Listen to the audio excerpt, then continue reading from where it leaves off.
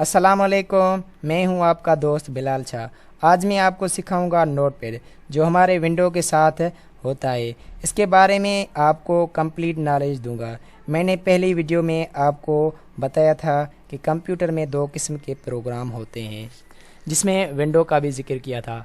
अगर हम कंप्यूटर का विंडो करते हैं तो कुछ प्रोग्राम्स होते हैं जो विंडो के साथ आते हैं, और मैंने आपको बताया था कि कुछ प्रोग्राम्स ऐसे होते हैं जिनको हमने इंस्टॉल करना होता है। इनमें से एक प्रोग्राम्स एडिटर है नोटपैड। इसके बारे में मैं आपको कंप्लीट नॉलेज देता हूँ। इससे पहले आपने अगर मेरा चैनल सब्सक्राइब नहीं किया तो सब्सक्राइब के बटन पर क्लिक करके सब्सक्राइब कर लें और साथ वाले बेल के आइकन पर लाजमी क्लिक करें ताकि आपको हर आने वाली वीडियो की अपडेट मिल सके। नोटपैड माइक्रोसॉफ्ट विंडोज़ के लिए एक सादा टेक्स्ट एडिटर और एक बुनियादी टेक्स्ट एडिटिंग प्रोग्राम है जो कंप्यूटर सार्फिन को तस्वीर तख्लीक करने के काबिल बनाता है। ये पहली बार माउस में बेस्ड MS DOS प्रोग्राम के तौर पर 1983 में जारी किया गया था और 1985 में विंडोज़ 1.0 के बाद माइक्रोसॉफ्ट विंडोज़ के तमाम वर्जन्स में शामिल किया गया है। ओके डियर फ्रेंड्स, चलते हैं नोटपैड की तरफ कि नोटपैड को हम कैसे फाइंड कर सकते हैं। तो मैं आपको बताता हूँ नोटपैड को फाइंड करने का तरीका। मैं आपको दो तरीके बताता हूँ नोटपैड को फाइंड करने का। फर्स्ट हमने क्या करना होता है, कीबोर्ड से आपने विंडो बटन्स प्रेस करना होगा। उसके बाद आपने टाइप करना होगा नोटपैड।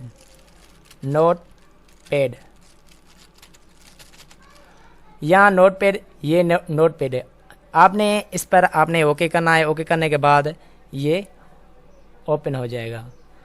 ये नोटपैड है। उसके बाद दूसरा तरीका मैं आपको बताता हूँ नोटपैड फाइंड करने का, कि हम नोटपैड को किस तरीके से ओपन कर सकते हैं और दूसरा वो कौन सा तरीका है। आइए फ्रेंड्स, मैं आपको दूसरा तरीका बताऊं। आपने क्या करना होगा, कीबोर्ड से Windows+R प्रेस करनी होगी। Windows+R प्रेस करने के बाद आपके पास एक रन बॉक्स ओपन होता है। यहाँ आपने टाइप करना होगा नोटपैड। पहले से ही नोटपैड टाइप है, तो मैं यहाँ से अगर डिलीट करता हूँ उसके बाद मैं यहाँ टाइप करता हूँ नोटपैड। उसके बाद क्या करना होगा, अगर आप चाहें तो यहाँ पर ओके कर सकते हैं, अगर आप चाहें तो कीबोर्ड से एंटर भी कर सकते हैं। ओके डियर फ्रेंड्स, ये एक अनटाइटल्ड नोटपैड जिस डॉक्यूमेंट का कोई नाम ही नहीं है, ये एक नोटपैड का डॉक्यूमेंट हुआ है। इसको मैं मैक्सिमाइज़ करता हूँ। मैक्सिमाइज़ करने के बाद मैं आपको इंट्रोडक्शन करवाता हूँ नोटपैड का। थोड़ी सी नॉलेज में नोटपैड की देता चलूँ कि थोड़ा सा इंट्रोडक्शन भी करवाता चलूँ कि आपको समझने में कोई दिक्कत ना आए। ये कुछ मैंने पहले भी बताए थे, ये बटन्स कैप्शन बटन्स होते हैं, टूल टिप्स, और ये ऊपर वाली बार है जिसे टाइटल बार कहते हैं, और यहाँ से फाइल वाली ये बार है जिसे हम मेन्यू बार और मेन्यू टैब भी कहते हैं। और यहाँ से लेकर यहाँ से यहाँ तक ये सारी, इसको हम टेक्स्ट विंडो कहते हैं। ये एक टेक्स्ट विंडो है। उसके बाद ये ऑप्शन होते हैं, ये ऑप्शन इसे मेन्यू टैब कहते हैं। ये file tab, edit tab, format tab, view tab, help tab, ये टैब्स होते हैं। इसमें जो टैब्स पर हम ओके करते हैं उसमें कुछ ऑप्शंस होते हैं, वो ये ऑप्शन से मैं आपको इसकी कंप्लीट नॉलेज देता हूँ। N ये शॉर्टकट कीज़ हैं। शॉर्टकट कीज़ कीबोर्ड से यूज़ की जाती है। ये शॉर्टकट कीज़ है जो ये शॉर्टकट कीज़ इसलिए यूज़ करते हैं कि कोई भी हम काम करें तो वो हम फास्टली शॉर्ट कीज़ से कर सकते हैं। न्यू Ctrl+N करना होगा कीबोर्ड से, यहाँ से आके न्यू पर क्लिक करनी होगी। देखो मैं करके देखता हूँ, बताता हूँ। देखो मैंने न्यू पर क्लिक की, यहाँ पर एक न्यू डॉक्यूमेंट ओपन होती है, लेकिन आपको कुछ यहाँ पर कोई इफ़ेक्ट नज़र नहीं आया कि न्यू डॉक्यूमेंट वो कैसे ओपन होगी। मैं आपको दिखाता हूँ। मैं इस फाइल को किसी नाम से सेव करता हूँ, जैसे सेव एज करता हूँ। सेव एज करने के बाद मैं यहाँ से कोई नाम देता हूँ, फॉर एग्जांपल सज्जाद के नाम से नाम देता हूँ, SJJD। देन एंटर करने के बाद ये सज्जाद के नाम से सेव हो गया। उसके बाद अब मैं आपको दिखाता हूँ फाइल में जाके आपने क्या करना होगा, न्यू पर आपने ओके करना होगा। ओके करने के बाद आपने देखना होगा कि यहाँ जो सज्जाद का डॉक्यूमेंट है वो चेंज हो जाएगा न्यू। देखो यहाँ पर क्या लिखा है, अनटाइटल। पिछली वाले डॉक्यूमेंट सज्जाद की थी और ये अनटाइटल, इसका मतलब है इसमें कोई नाम ही नहीं है। उसके बाद है ओपन का मतलब है हमने सज्जाद वाली जो डॉक्यूमेंट बनाई उसको ओपन करते हैं यहाँ से। चाहे दूसरी आप ओपन करें, लेकिन मैं आपको थोड़ी सी मिसाल से समझाता हूँ। सज्जाद देन एंटर, लेकिन यहाँ पर कुछ मैंने टाइप नहीं किया, इसलिए सिर्फ विंडो ही ओपन होगी सज्जाद के नाम से। देखो उसके बाद सेव का मतलब होता है कि यहाँ पर कोई भी हमने डेटा फॉर एग्जांपल टाइप की हो उसको हमने सेव करना होता है। मैं यहाँ लिख देता हूँ व्हाट इज़ कंप्यूटर। उसके बाद मैं इसको करता हूँ सेव।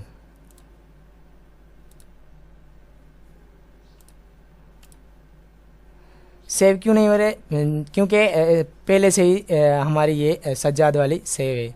सेव एज करते के देखते हैं। देखो सेव एज का मतलब होता है जो सेव पहले से ही उसको दूसरे नाम से सेव करते हैं। उसके बाद मैं इसको सज्जाद के नाम से हटाकर मैं यहाँ नाम टाइप करता हूँ सलीम, देन एंटर। उसके बाद ये सलीम के नाम से सेव हो गई। आपने ये सेव का ऑप्शन ओपन नहीं हो रहा था, इसको मैं आपको दूसरे तरीके से ओपन करके दिखाता हूँ। मैं यहाँ से क्लोज़ करता हूँ। क्लोज़ करने के बाद विंडो आर प्रेस करने के बाद नोट पर क्लिक करनी होगी। उसके बाद मैक्सिमाइज। अब यहाँ से कोई भी डेटा टाइप करनी हो, for example what is computer.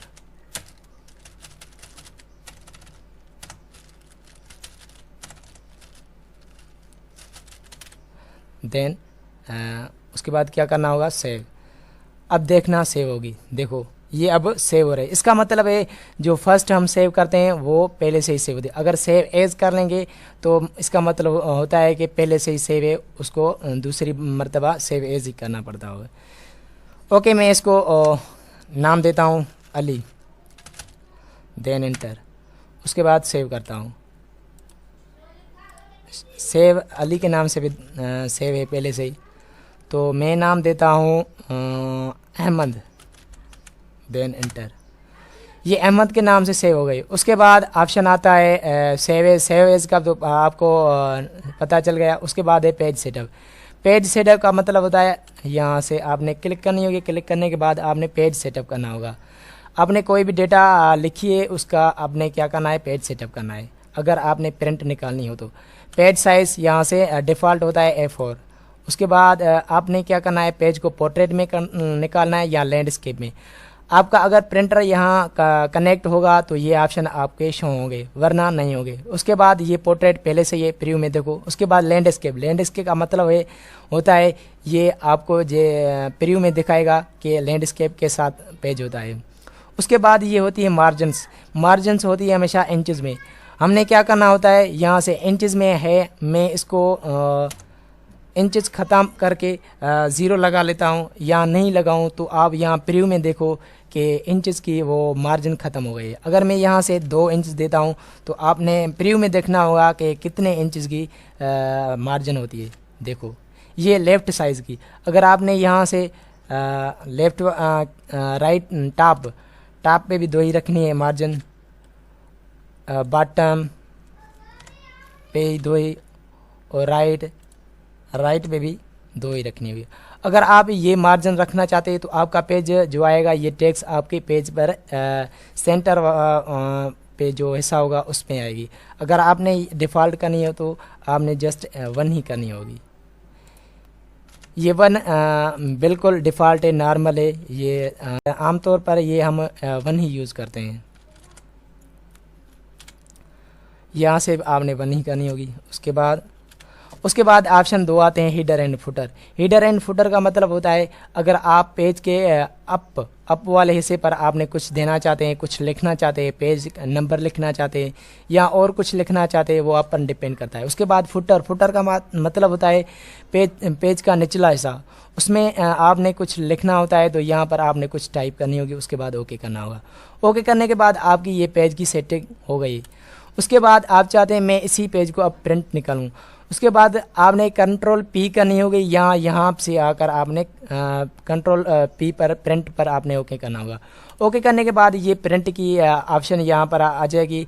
इसके बारे में मैं आपको नॉलेज देता हूँ। प्रिंट का मतलब ये होता है अगर आपका प्रिंट यहाँ मैंने पहले बताया कनेक्ट नहीं है, इसलिए ये ऑप्शन जो हाइड है इस वजह से है कि प्रिंट कनेक्ट नहीं है। अगर प्रिंट कनेक्ट होता तो यहाँ प्रिंट का नाम होता और ये ऑप्शन भी शो होते हैं। यहाँ आते हैं ऑल सिलेक्शन पेज और करंट पेज। इसका मैं आपको मतलब बता देता हूँ कि इसका मतलब क्या है।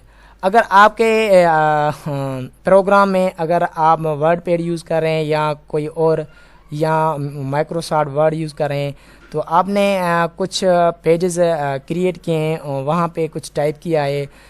फॉर एग्ज़ाम्पल मैं आपको बताता हूँ आपके 11 पेज से अगर आप ऑल करते हैं उसके बाद आपने क्या करना होता है नंबर ऑफ़ कापीज़ 11 पेज की 1 कापी चाहिए, आपको एक ही कापी चाहिए। तो यहाँ आपने प्रिंट करनी होगी, प्रिंट करने के बाद आपने अप्लाई करनी होगी। उसके बाद आपके जो 11 पेज से उसकी कापी कितनी आएगी 11 ही आएगी। अगर आपने यहाँ पर 2 करनी है तो आपकी उस 11 की जगह से यहाँ प्रीव्यू में कलेक्ट में देखना आपकी 22 आ जाएगी। अगर यहाँ 3 टाइप करेंगे तो आपकी 11 की जगह से यहाँ से 33 आएंगी। उसके बाद ऑप्शन आता है सिलेक्शन से क्या मुराद है, आपने सिलेक्ट करना है। सिलेक्ट करने के बाद आपने करंट पेज पर क्लिक करना है। करंट पेज पर क्लिक करने के बाद ही आपने क्या करना होगा, जिस पेज पर आपका कर्सर होगा, अगर आपका कर्सर 5 पेज पर है या 4 पर या 7 पर या 8 पर आपने प्रिंट करके अप्लाई करनी होगी तो आपका वही पेज आपका प्रिंट होगा। अगर आप चाहते हैं अगर पेज पर आप क्लिक करेंगे, क्लिक करने के बाद आपको यहाँ पर पेज टाइप करने पड़ेंगे जो भी आप निकालना चाहते हैं। यहाँ पर पेज पर क्लिक करने के बाद आपने क्या करना होगा, फॉर एग्जांपल आप चाहते हैं 1st और 3rd और 9th वाला पेज मुझे चाहिए, तो आपने यहाँ का क्या करना होगा 1, 3 और 9। उसके बाद आपने अप्लाई करनी होगी। अगर आप कामा नहीं देंगे तो आपके पेज नहीं निकलेंगे। ओके, उसके बाद अप्लाई करने के बाद प्रिंट। उसके बाद रेफरेंस में क्या होता है, पेज की सेटिंग मैं बता चुका हूँ पहले भी, यही सेटिंग होती है। अबाउट में कुछ नहीं होता है। उसके बाद रेफरेंस के बाद फाइंड प्रिंटर का मतलब होता है कि आपने कुछ ब्राउज में से कोई पेज लेकर आपने सेलेक्ट करके प्रिंट निकालना होगा यहाँ से। ओके डियर फ्रेंड्स, आगे चलते हैं। फाइल में लास्ट ऑप्शन आता है एग्जिट का मतलब होता है प्रोग्राम कैंसिल। यहाँ से आप एग्जिट करना चाहते हैं या अगर यहाँ से एग्जिट करना चाहते हैं क्लोज, तो यहाँ से आपका प्रोग्राम ये एग्जिट हो जाएगा। उसके बाद ऑप्शन आता है एडिट में क्या होता है, आपने अगर कोई चीज़ डिलीट की हो तो उसे वापस करना के लिए यूज़ किया जाता है ऑप्शन अंडू। यहाँ पे मैंने जो सिलेक्ट करके वो डिलीट की, अगर मैं अंडू करूँ तो वापस आ जाएगी, देखो। उसके बाद कंट्रोल एक्स का मतलब होता है ये आप control X, control Z, control C, control V या कुछ और शॉर्टकट कीज़ आप कीबोर्ड से भी यूज़ कर सकते हैं, वो आप पर डिपेंड करता है यहाँ से आप यूज़ कर रहे हैं या कीबोर्ड से। मैं आपको एडिट के बारे में बताऊँ। कंट्रोल जेड का मतलब होता है कोई भी डेटा हमने डिलीट की हो, चाहे कीबोर्ड से डिलीट करें या राइट क्लिक कर डिलीट करें। फॉर एग्जांपल मैं कीबोर्ड से डिलीट करता हूँ, देखो। अगर मुझे यही डेटा वापस करनी हो तो कंट्रोल जेड यहाँ पर क्लिक करूँगा तो वापस आ जाएगी। उसके बाद ऑप्शन आता है कंट्रोल एक्स का मतलब होता है कट। जैसे वो डिलीट हो गया, अब यहाँ से कट ख़त्म हो जाएगा। अगर वही आपने कंट्रोल जेड करना है फिर से वापस जाएगा। उसके बाद ऑप्शन आता है कंट्रोल सी का मतलब होता है कॉपी। अगर आपने कॉपी करके दूसरी जगह पर पेस्ट मतलब लाना है तो आपने कंट्रोल वी पेस्ट करना है। उसके बाद ऑप्शन आता है एडिट में डिलीट कीबोर्ड में भी था और यहाँ से भी आप डिलीट कर सकते हैं। ओके, डियर फ्रेंड्स, उसके बाद कंट्रोल जेड करेंगे, जो पीछे करेंगे तो आप कंट्रोल जेड से अंडू कर सकते हैं। Control Z, control Z. Okay, मैं आपको फाइंड के बारे में बताऊं। फॉर एग्जांपल मैं यहाँ लिख रहा हूँ what is computer, what is computer. उसके बाद मैं इसको सेलेक्ट करता हूँ। सेलेक्ट करने के बाद मैं क्या करता हूँ, कॉपी। कॉपी करने के बाद यहाँ पेस्ट करता हूँ, पेस्ट। उसके बाद पेस्ट, उसके बाद भी पेस्ट। मैंने ये कुछ डेटा लिखी, टाइप करके मैंने कॉपी किया। कॉपी करने के बाद यहाँ मैंने पेस्ट की। उसके बाद ऑप्शन आता है फाइंड। फाइंड का मतलब क्या होता है, सर्च करना, कहीं से ढूंढना। यहाँ पे आपने क्या करना है, कोई चीज़ आपने ढूंढनी हो तो यहाँ से आप फाइंड कर सकते हैं। अगर आपने कोई तलाश करनी हो, कोई वर्ड आपने तलाश करना हो तो फाइंड में आके आपने क्या करना है। फॉर एग्जांपल मैं इज ही तलाश करता हूँ, इज। उसके बाद क्या करना होगा, नेक्स्ट। नेक्स्ट का मतलब होता है कि आपने नेक्स्ट फाइंड क्या करना है। देखो इज अब सेलेक्ट हो गई। अगर आप फाइंड नेक्स्ट करेंगे तो जो जहाँ पे इज होगी वो सिलेक्ट हो जाएगी, इज। उसके बाद कहता है कैन नॉट फाइंड इज। इसके बाद कोई ऑप्शन इसका है ही नहीं, वर्ड है ही नहीं। अगर आपने क्या करना है, अप पर क्लिक करने, अब नेक्स्ट करना होगा। अब पीछे नेक्स्ट आएगी। ये डाउन के लिए यूज़ किया जाता है, ये अप के लिए। उसके बाद ऑप्शन आता है नेक्स्ट फाइंड, वही जो उसमें फाइंड में ही था ऑप्शन, आप F3 से भी नेक्स्ट फाइंड करें। उसके बाद ऑप्शन आता है रिप्लेस, कंट्रोल H। रिप्लेस से क्या मुराद होती है, आपने अगर इज को आपने चेंज करना है आर में, तो आपने फर्स्ट फाइंड वर्ड में लिखना है इज। उसके बाद आपने यहाँ क्या करना है, इज लिखना है। ऊपर वाले फाइंड वर्ड में इज लिखना होगा। यहाँ से जो भी आप वर्ड मतलब कि चेंज करना चाहते हो वही आपने लिखना होगा। फॉर एग्जांपल मैं आर ही लिख देता हूँ। उसके बाद अगर आपने रिप्लेस करते हो तो यहाँ से एक ही इज चेंज होगी। अगर रिप्लेस ऑल करते हो तो जितनी सारी इज है वही आपकी चेंज हो जाएगी। तो करके देखते हैं। यहाँ सिर्फ मैं एक करता हूँ तो एक हो गई। देखो अब मैं ऑल करता हूँ, देखते हैं। देखो टोटली ऑल जो जितने भी इज के वर्ड्स थे वो आर में चेंज हो गए। अब आपने क्या करना है, कैंसल। अगर आपने फिर से आर को यहाँ आर है तो आपने ऊपर से आर लिखनी होगी और दूसरा वर्ड यहाँ पर आपने टाइप करके रिप्लेस करना होगा। ओके डियर फ्रेंड्स, उसके बाद ऑप्शन आता है गो टू। गो टू का मतलब होता है आपने होता है जाना होता है। गो टू का ऑप्शन यहाँ आता है। अगर यहाँ पर आपने फर्स्ट लाइन पर आप खड़े हैं तो आपने जाना होता है लाइन नंबर। अगर यहाँ पे तो सिर्फ दो ही लाइन है तो मैं यहाँ पर एक लाइन पर पे ही था। अगर मैं यहाँ दो सेलेक्ट कर लेता हूँ तो आपका कर्सर दूसरी लाइन पर चला जाएगा। देखो अगर आपने यहाँ से पेस्ट कंट्रोल सी करके आपने यहाँ पर क्या करना होगा, कंट्रोल वी। उसके बाद अब फाइंड में जाके आपने क्या करना होगा, गो टू भी। अब जो मेरा कर्सर है वो 5 लाइन्स पर खड़ा है। अब मैं यहाँ से करता हूँ 3 तो गो टू पर क्लिक करता हूँ। देखो मेरा कर्सर लाइन्स नंबर 3 पर आ गया। उसके बाद ऑप्शन आता है सिलेक्ट ऑल। सिलेक्ट ऑल आप कीबोर्ड से कंट्रोल+A से कर सकते हैं और यहाँ से भी सेलेक्ट कर सकते हैं।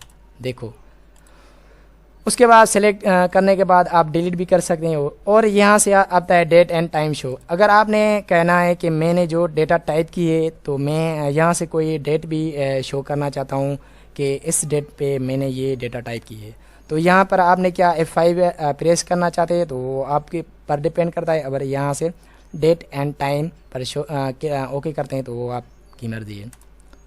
ओके मैं कीबोर्ड से F5 कर देता हूँ। जहाँ पर आपका कर्सर होगा वहाँ पर ही डेट शो होगी, F5। देखो ओके डियर फ्रेंड्स, ये एडिट ऑप्शन था, वो मेन्यू टैब का एडिट टैब क्लियर होगा। उसके बाद है फॉर्मेट। फॉर्मेट से क्या होता है, आपने वर्ड रैप का मतलब होता है कि आपने जो वर्ड लिखे, फॉर एग्जांपल मैं यहाँ से कोई डेटा डिलीट करता हूँ। देखो मैंने यहाँ से ये डेटा डिलीट की। उसके बाद मैं ये भी डिलीट करता हूँ।